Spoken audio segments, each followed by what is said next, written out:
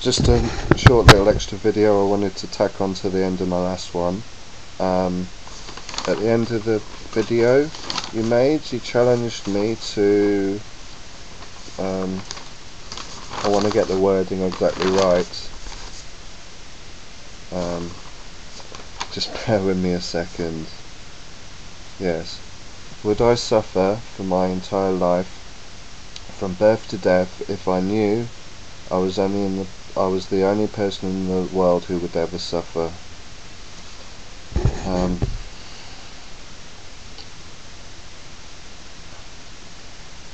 Well, I have a rather Buddhist Schopenhauerian conception of life as suffering.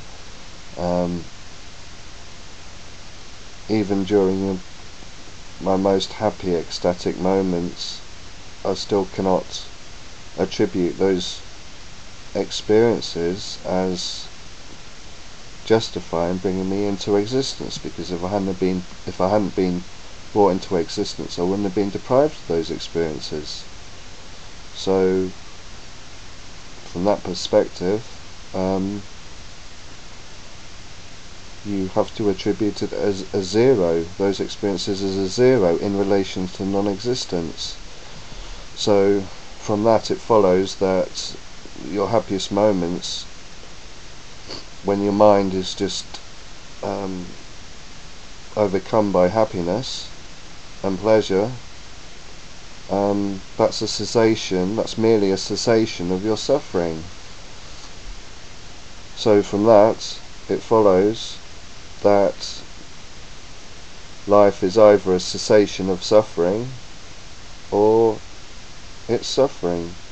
So I have been suffering from birth to death.